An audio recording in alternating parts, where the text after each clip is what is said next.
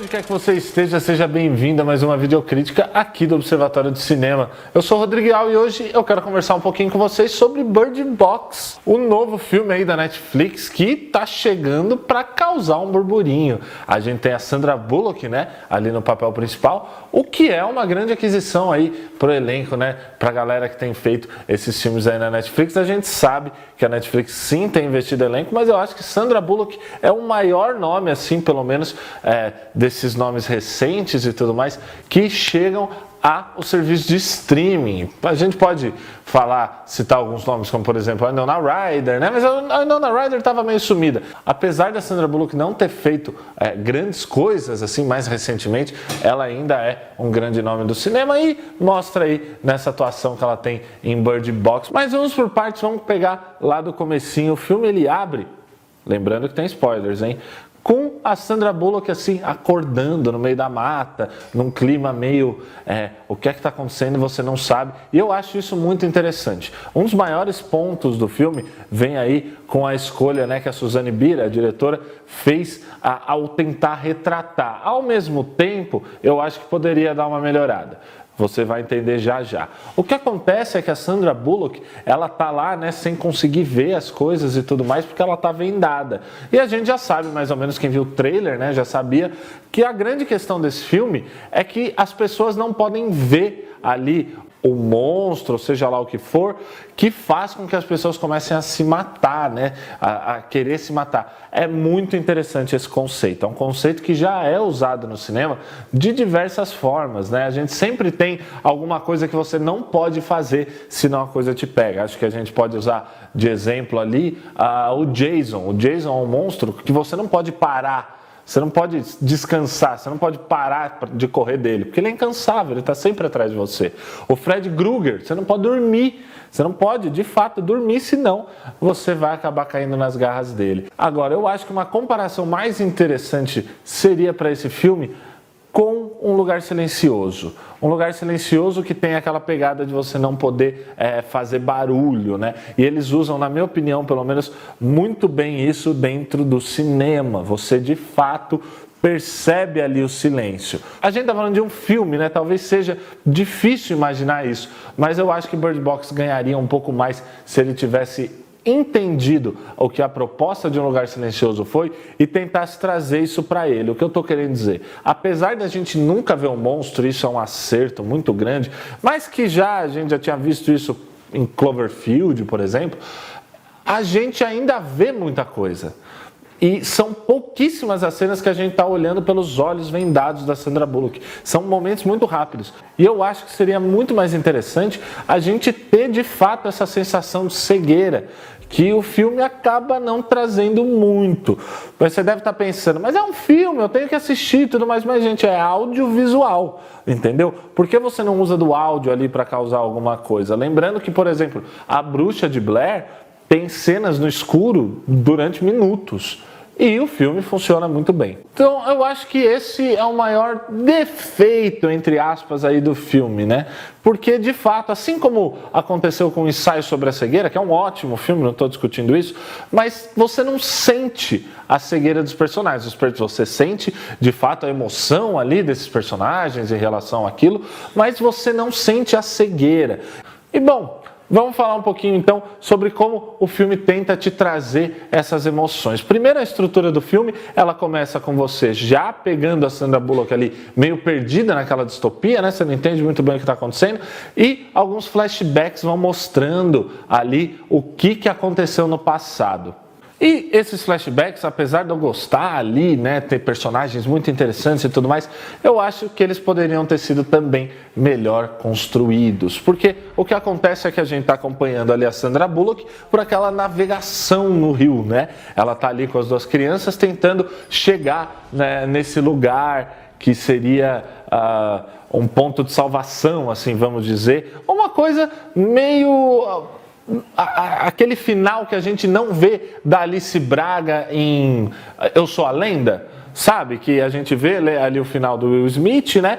E ela se joga com o guri até achar aquele ponto de salvação. É mais ou menos isso que a gente está acompanhando aqui com a Sandra Bullock. E o que eu acho que poderia ter sido mais interessante é que durante esse caminho, a maioria das coisas fossem explicadas lá atrás para serem usadas aqui na frente, entendeu? Lá atrás no flashback, aqui na frente o presente onde ela está ali navegando com as crianças. E pouquíssimos foram os momentos em que a diretora ou o roteirista, enfim, conseguiu encaixar ali uma lógica, né, entre o que estava acontecendo no passado, te causando uma surpresa no futuro, ou mostrando que aquele acontecimento do passado teve de fato um reflexo ali no futuro. Eu acho que isso só acontece de fato quando a menininha tá lá segurando o gato e você percebe que ela que não é a filha da Sandra Bullock. E eu acho isso muito legal, só que eu senti falta disso acontecer mais vezes ao filme para justificar realmente ali essa maneira não linear, né, não cronológica de você contar a história.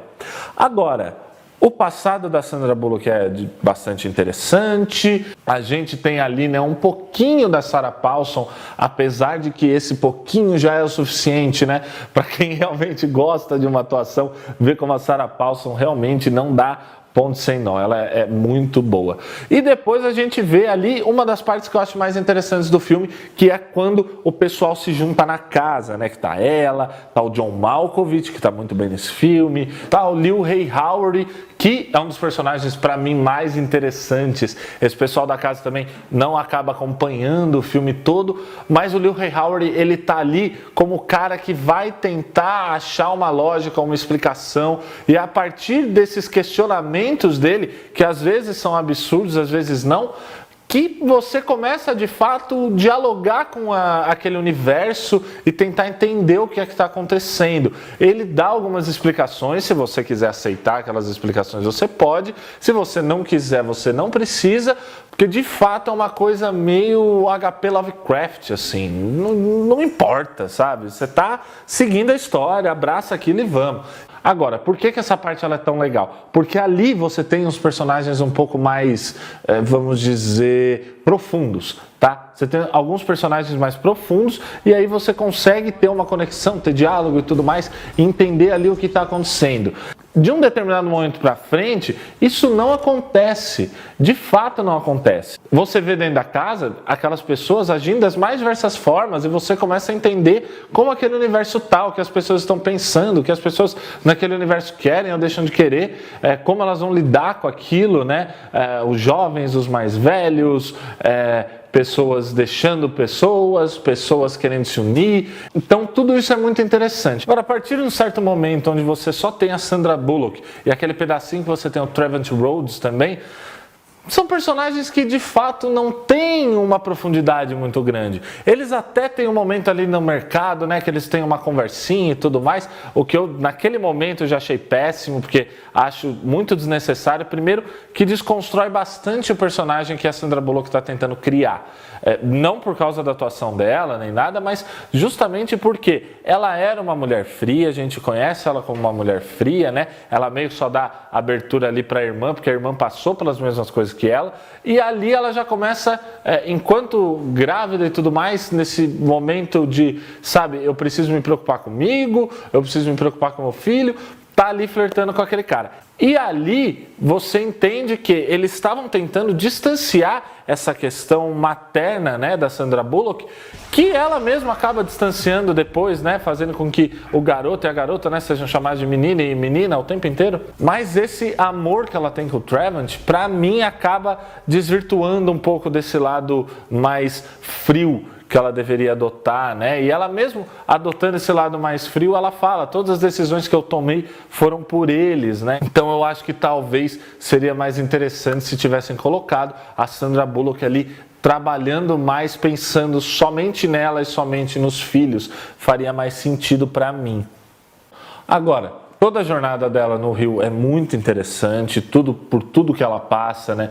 Todos os momentos em que a gente vê as coisas acontecendo, né? Todos os desafios ali que o roteiro proporciona são muito legais, são muito interessantes, são muito bem trabalhados. Só fica aquela minha ressalva de que realmente a edição do filme talvez pudesse ser um pouco melhor, para que a gente pudesse ter alguma coisa mais relevante quando a gente troca, né? Uma justificativa melhor para trocar de passado para futuro, de futuro para passado. Seria mais interessante interessante durante o Caminho do Rio que ela de fato tivesse que ter alguma decisão que mostrasse que o passado fez com que ela tomasse essa decisão, e não só em relação aos filhos, né? Mas ir trabalhando isso gradualmente como foi trabalhado, mas a cada troca ter alguma coisa ali também. E o final do filme é bastante interessante. Eu acho que mais pro final a gente começa a ver aquela questão das folhas, né? E eu achei que aí pecou, porque estava muito legal a gente não ver de fato o que eram as coisas que estavam acontecendo, a gente não vê mesmo, mas a gente vê ali uma referência visual de que a coisa, ou seja lá o que for, está chegando, né? Que são o vento e as folhas. Eu achei que isso acabou tirando um pouco ali do filme. Mas o final é, de certa forma, esperável, não surpreende tanto, acho também que não é necessário ter um final surpreendente. Acho que a história é bem contada. Você tem ali aquela surpresinha quando na verdade você descobre, né, que ela está indo para uma instituição que era ali coordenada por cegos, que tinham alunos cegos, então isso faz todo sentido com o filme. E é muito interessante como esse tema não é abordado dentro desse filme, diferente, né, de Um Lugar Silencioso, onde você tem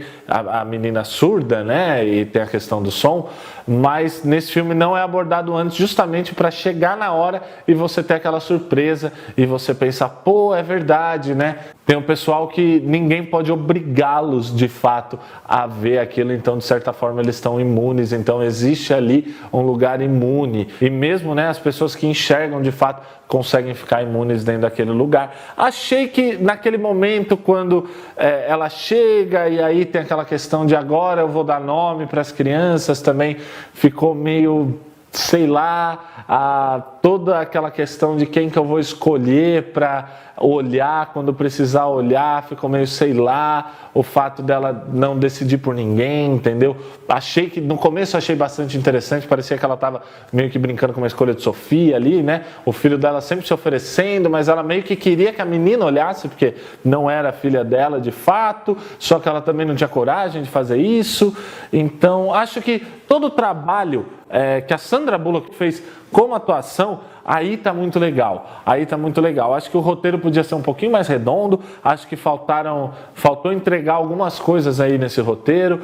Não acho que é um filme para continuação, para a gente continuar explorando esse universo, até porque provavelmente uma continuação, ou duas ou três, enfim, acaba, né, acarretando e a gente vê o que é aquilo, tem uma explicação, né, e eu acho que não precisa. Eu acho que nessa questão o filme é bem redondo, até porque é baseado num livro, né, e esse romance, ele é interessante também. Mas se eu fosse dar uma nota, de 5 eu daria 3,5, porque eu realmente acho que poderia ser um pouquinho mais redondo, acho que é uma ideia muito legal, acho que tem atuações muito boas, acho que a direção de atores não está ruim, mas acho que a direção no geral poderia ser mais efetiva, como a produção no geral poderia ser mais efetiva. O filme, ele é interessante, mas não é muito bom, também não é ruim, vale a pena ver. Como a gente fala, sempre vale a pena ver o filme. Então, se você já viu, se você ainda não viu, a gente está lançando isso daqui na quinta, sexta-feira, 4 horas da manhã, já vai estar lá no Netflix, você pode assistir, depois voltar aqui e deixar seu comentário. Curte o vídeo também, se inscreve no canal e ativa o sininho para que você fique sabendo aí das próximas videocríticas, dos próximos reacts, enfim, dos próximos vídeos que a gente fizer aqui no canal. Mas não deixe de comentar, que a gente gosta, né, de ter esse feedback para saber o que vocês acharam do filme.